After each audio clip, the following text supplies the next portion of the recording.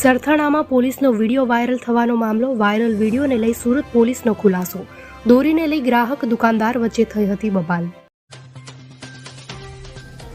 અયોધ્યા પ્રાણ પ્રતિષ્ઠા કાર્યક્રમના મુખ્ય યજમાન પીએમ મોદી નથી. શ્રી રામ મંદિર ટ્રસ્ટના સદસ્ય ડોક્ટર અનિલ મિશ્રા મુખ્ય યજમાન રહેશે. આજથી 7 દિવસ સુધી તેઓ યજમાનની ભૂમિકા ભજવશે. રામ મંદિરમાં પ્રસ્થાપિત થનારી રામલલ્લાની મૂર્તિની પહેલી તસવીર. રામલલ્લાને પાલખીમાં મંદિરની ચારે બાજુ ભ્રમણ કરાવાયું. મૂર્તિનું પ્રતિકાત્મક ભ્રમણ કરાવાયું. અસલી અભિષેક 22મી જાન્યુઆરીએ. કેબિનેટ બેઠક બાદ પ્રવક્તા મંત્રી ઋષિકેશ પટેલનું નિવેદન. આદિજાતિ બાંધવોને સ્પર્શતી 5 દિવસની વન સેતુ ચેતના યાત્રાનું આયોજન.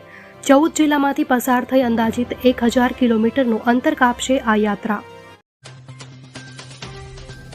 રાજ્યના નગરોમાં ઇઝ ઓફ લિવિંગની વૃદ્ધિને વ્યાપક બનાવવાનો નિર્ણય. 6 નગરપાલિકામાં ખાનગી સોસાયટી જનભાગીદારી યોજનાના 109 કામોને મંજૂરી. 109 કામો માટે ₹10.77 કરોડની ફાળવણી માટે મુખ્યમંત્રીની સૈદ્ધાંતિક મંજૂરી. માંડલ અંધાપા કેસમાં આરોગ્ય તંત્ર હરકતમાં. આરોગ્ય મંત્રી ઋષિકેશ પટેલે દર્દીઓની લીધી મુલાકાત. હોસ્પિટલમાં દર્દીઓ પાસેથી મેળવી માહિતી.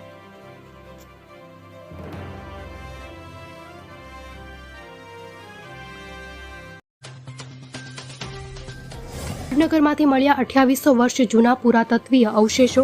2800 વર્ષ જૂની વસાહતના પુરાવા મળતા સૌ કોઈ આશ્ચર્યચકિત થઈ ગયા. વડનગરમાં છેલ્લા ઘણા સમયથી ચાલી રહ્યું છે ખોદકામ.